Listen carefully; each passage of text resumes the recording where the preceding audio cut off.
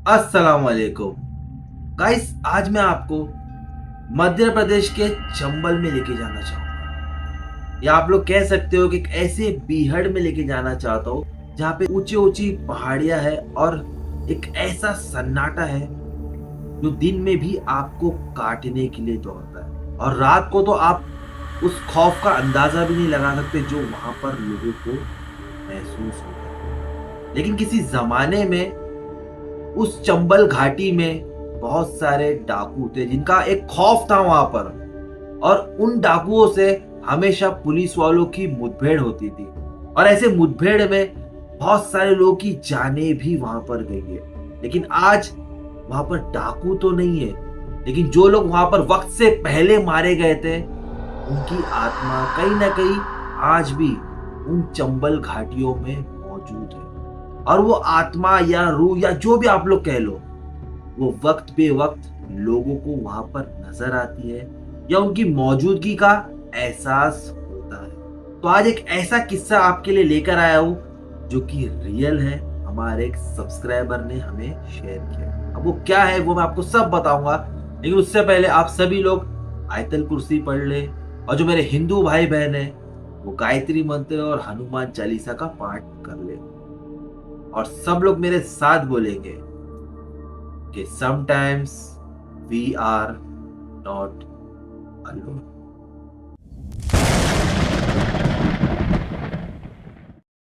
जो स्टोरी मैं तुमको बताऊंगी ना अरहान, ये स्टोरी ना मेरे पापा की है।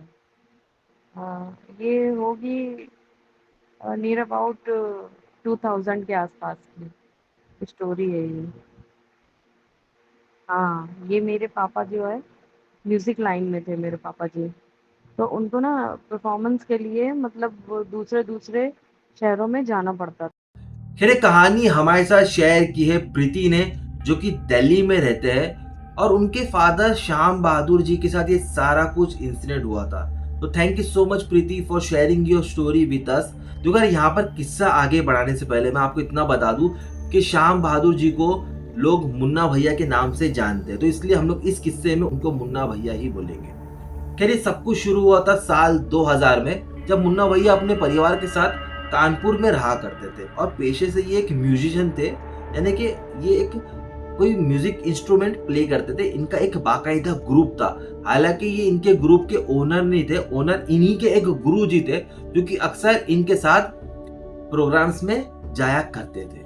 अब एक दिन मुन्ना भैया अपने घर पर ही बैठे हुए थे, तब इनके ग्रुप का कोई एक मेंबर आया, बोला कि गुरुजी बोल रहे कि हमें कुछ दिन के बाद मध्य प्रदेश के चंबल जाने का है। चंबल में कोई गांव है, वहां पर हमारा प्रोग्राम है, 2-3 दिन का वो प्रोग्राम है, तो उसको हम लोग को अटेंड करना है।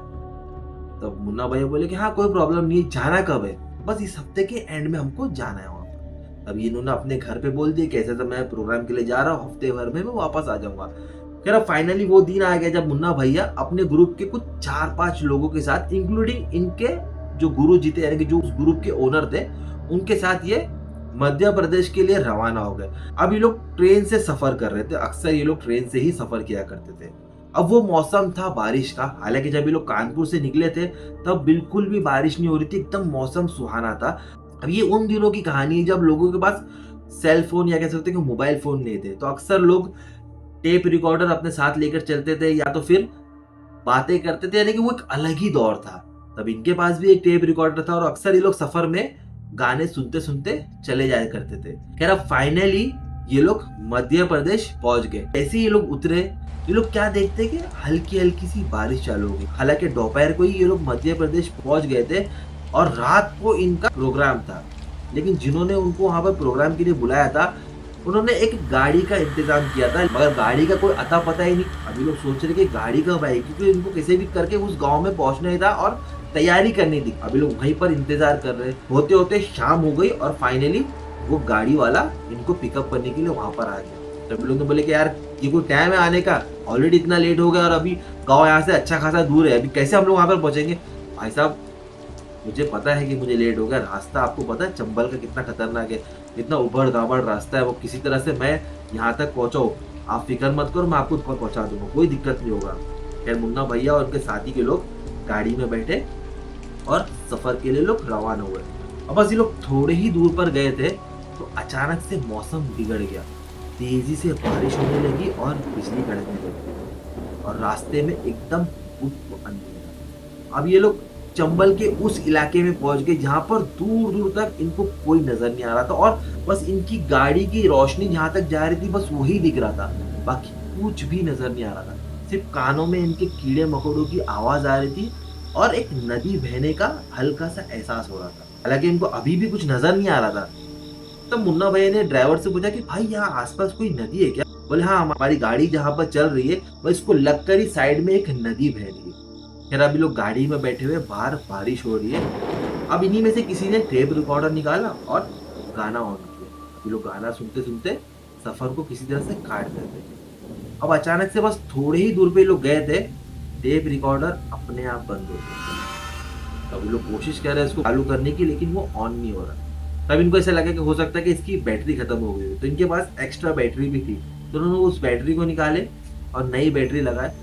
अब इन लोगों ने जब टेप रिकॉर्डर ऑन किए, वो ऑन हुआ, लेकिन बस थोड़ी ही देर में उसकी कैसेट फंसने लगी। इन्होंने कैसेट निकाले, कैसेट को फिर से ठीक करे, फिर लगाए, फिर ऑन करे तो कैसेट फंसने लगी। और ये कोई ऐसी पुरानी घसी पीटी कैसेट भी नहीं थी जो फंस रही है, मतलब एकदम नए गाने की कैसेट थी और ये अचानक से फंसने लगी। अभी लोग हैरान हो गए, लोग सोचे कि काम करते उसको साइड में रख देते। अभी लोग ने टेप रिकॉर्डर को तो साइड में रख दिए, बातें करने लगे। तब अचानक से इनके कानों में एक अजीब सी आवाज आने लगी। वो लोग यहाँ आवाज देख रहे कि ये आवाज कहाँ से आ रही है। उन्होंने ड्राइवर से पूछा कि भाई ये कहाँ से आवाज आ रही है, हमको नहीं पता ये आवाज कहाँ से आ रही है। तब लोग में से किसी ने गौर किया कि वो आवाज उनके टेप रिकॉर्डर में से आ रही है। तो उस टेप रिकॉर्डर को उठा के देखे तो बाकायदा उसके अंदर से एक अजीब सी खरखराहट की आवाज आ रही थी। टेप रिकॉर्डर की बटन बंद सब ऑफ, लेकिन वो आवाज कैसे आ रही थी ये लोगों को समझ में नहीं आ रहा। ये लोग ने उस ड्राइवर को भी बोले कि भाई तुम सुन के देखो, तुमको इसमें से आवाज आ रही है क्या? तो जब उस ड्राइवर ने अपने कान पे टेप रिकॉर्डर को लगाया तो वाकई में उसमें से एक अजीब सी खरखराहट की आवाज आ रही थी। अभी लोग को थोड़ा तो अजीब लगा। ये लोग ने क्या किया, उसको नजरअंदाज करके टेप रिकॉर्डर को वापस इन्होंने बैग में डाल दिया और सफर इनका फिर कंटिन्यू हुआ। थोड़े ही आगे बढ़े थे, इनके ग्रुप में से किसी एक ने कहा कि भाई और कितना दूर है यार, देखो यार रास्ता सही नहीं, तो मैं ज्यादा तेजी से नहीं चला सकता और मौसम भी बिगड़ा हुआ है, थोड़ा जल्दी करो, हमारे प्रोग्राम को लेट हो रहा है। तो बोला हाँ भाई साहब मैं जल्दी कर रहा हूँ। अभी लोग थोड़ा ही आगे गए थे, अचानक से गाड़ी झटके करने लगी। तो मुन्ना भैया बोले कि भाई ये गाड़ी इतना झटके क्यों खा रही है? बस उन्होंने इतना बोला ही था, आगे चल के गाड़ी इनकी रुक गई। भाई गाड़ी ऐसा अचानक से बीच रास्ते में कहाँ रोक दिए। और जब लोग ने खिड़की से बाहर देखे तो एकदम गुप्त अंधेरा, कोई नहीं, सिर्फ कीड़े मकोड़े की आवाज आ रही है और अब ये लोग बस फंस गए समझ लो। ड्राइवर ने कहा कि एक काम करो भाई साहब, आप लोग उतरो मत, मैं उतर के देखता हूँ कि गाड़ी में क्या दिक्कत होगी। तो वो ड्राइवर गाड़ी से उतरा और उसने बोनट खोला। गाड़ी में पेट्रोल भी था, इंजन में भी कुछ प्रॉब्लम नहीं था, लेकिन गाड़ी कैसे बंद हुई वो उसको समझ में नहीं आया। उसने कहा कि भाई साहब गाड़ी तो एकदम ठीक है, टायर भी ठीक है, लेकिन ये गाड़ी बंद कैसे हुई मुझे समझ में नहीं आ रहा। अरे भाई गाड़ी बंद हो गई वो तुमको समझ में नहीं आ रहा, लेकिन यार अभी हम लोग कैसे पहुंचेंगे गाँव तक यार, कितना लेट हो गया, क्या करेंगे? हम लोग कुछ नहीं कर सकते, सिर्फ यहाँ पर हम लोग इंतजार कर सकते हैं, जब पीछे से कोई गाड़ी आएगी तो हम लोग उससे मदद लेके यहाँ से निकल सकते हैं, उसके अलावा और कोई रास्ता नहीं है। फिर अभी लोग गाड़ी में बैठे हुए थे, बाहर बारिश हो रही थी। अभी लोग आसपास देख रहे हैं, इनको कोई नजर नहीं आ रहा था। तो दूर से इनको एक शख्स चलते हुए नजर आया। तो वो शख्स जो इनके पास आ रहा था वो जैसे ही करीब आया तो लोग देखते कि वो कोई पुलिस वाला था, एक कोई कांस्टेबल था। उसने भी इन लोग को देखा, लोग ने भी उसको देखे। उनके करीब आया, बोला कि आप लोग कौन है और ये रास्ते में यहाँ पे गाड़ी लेके क्यों खड़े हो? मुन्ना भैया के जो ओनर इनके साथ थे वो बोले कि भाई साहब हम लोग यहाँ के नहीं है, हम लोग कानपुर से आए, आगे के एक गांव में प्रोग्राम के लिए आए थे, लेकिन हमारी गाड़ी बीच में खराब हो गई और ड्राइवर ने हमें कहा कि यहीं पे हमें इंतजार करना है, जब पीछे से कोई आएगा तो उसकी मदद के सहारे हम लोग आगे बढ़ सकते हैं। तो पुलिस वाले ने बोला कि यहाँ पर इतनी रात को तुमको क्या लगता है यहाँ पे कोई मदद के लिए आएगा तुम्हारे लिए, और तुमको समझ में नहीं आता है, तुम तो यहीं के हो ना, तुमको पता नहीं कि इतनी रात को इस रास्ते से कोई आता जाता नहीं है। बोला कि साहब मैं भी यहाँ पे ज़्यादा पुराना नहीं हूँ, मैं बस अभी 1 महीने पहले ही यहाँ पर आया हूँ, मैं बस पास की गाँव में नौकरी करता हूँ, मुझे भी इतना कुछ खास मालूमात नहीं आती।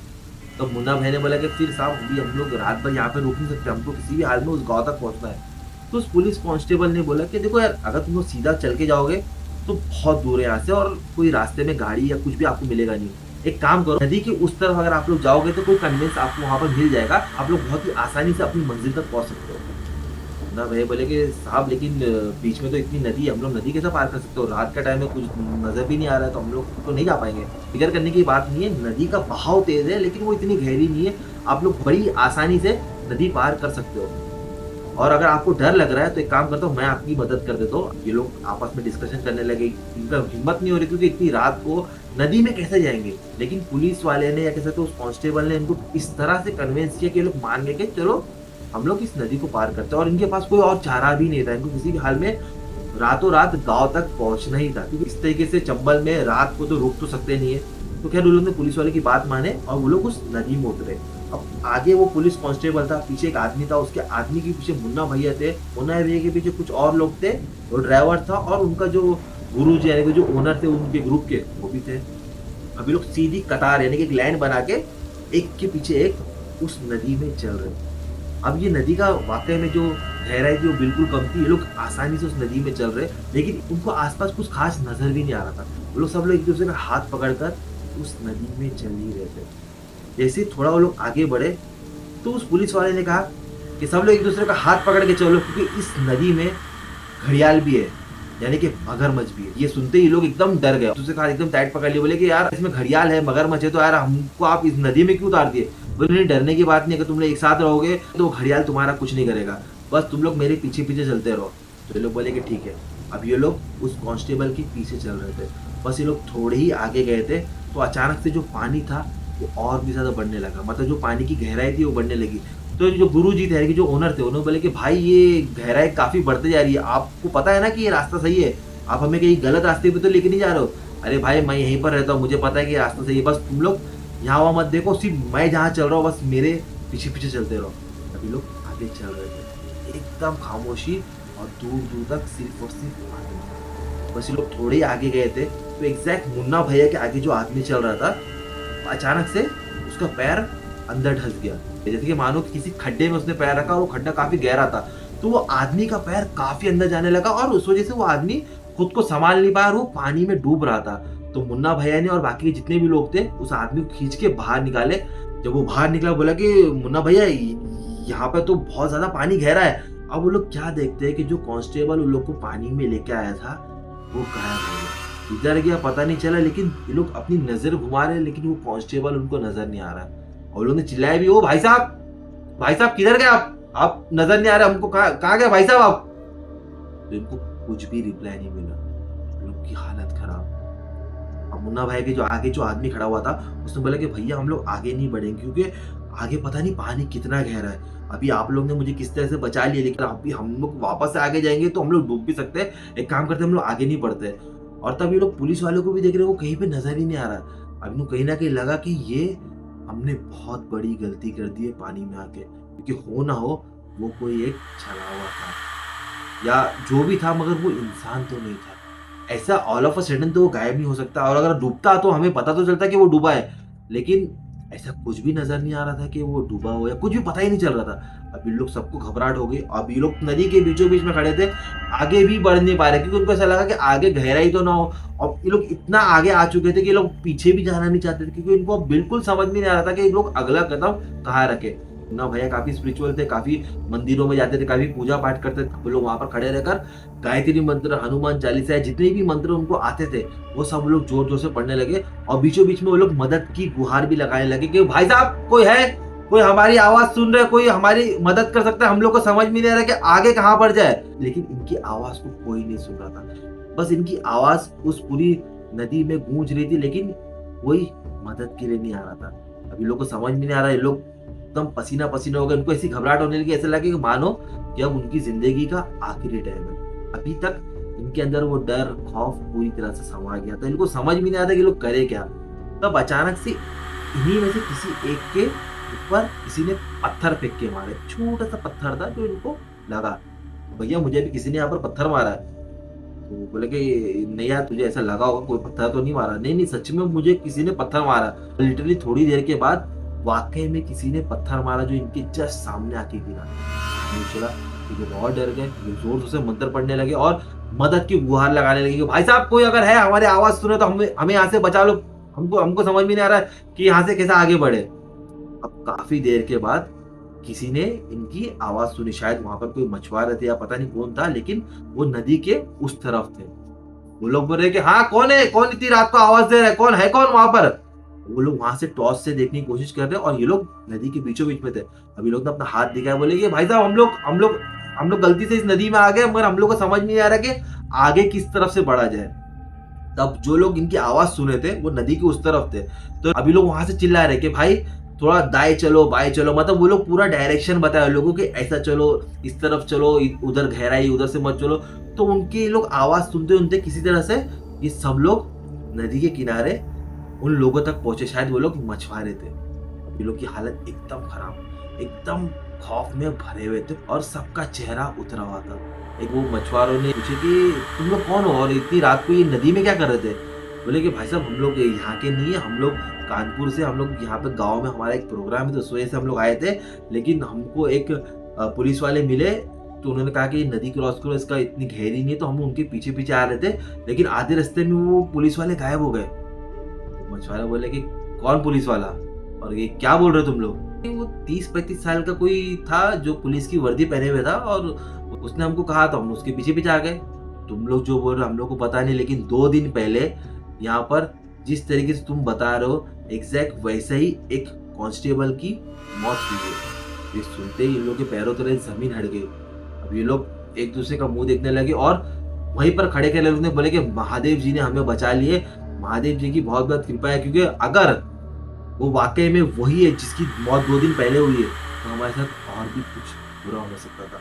ये लोग वहां पर खड़े खड़े महादेव जी को अपना शुक्रिया अदा करने लगे। मछुआरे लोग ने किसी तरह से ये लोग को उनकी मंजिल तक पहुंचाए और ये इंसिडेंट मुन्ना भैया और उनके साथी लोग आज तक भुला नहीं पाए।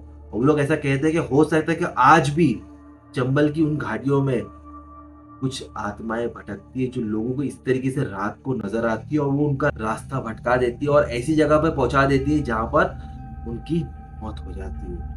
खैर जाने से पहले एक स्पेशल मैसेज है विहान और अरहत्या के लिए। थैंक यू सो मच, आप हमारी स्टोरी सुनते हैं। मैं इतना कहना चाहता हूँ कि खुश रहो, हेल्दी रहो और अपनी लाइफ में बेस्ट से बेस्ट करो। And thank you so much Preeti for sharing your story with us. और बाकी जितने भी लोग जो हमारे इस किस्से को सुन रहे थे, आप लोग कमेंट सेक्शन में आपका पॉजिटिव और जो भी रिस्पॉन्स है आपका स्टोरी को सुनकर आप मेरे साथ शेयर कर सकते हो। उसके अलावा अगर आप लोग और भी ज्यादा बात करना चाहते हो तो हमारे इंस्टाग्राम पे आइए, मुझे वहां पर फॉलो कीजिए। आप लोग वहां पर मुझे डीएम कर सकते हो सकता है कि मैं वहां पर आपको मेरा पर्सनल नंबर भी शेयर करूं। बस इस किस्से में इतना ही, मिलते हैं किसी नेक्स्ट किस्से में। टिल देन अपना और अपने लोगों का ख्याल रखिए। अल्लाह हाफिज।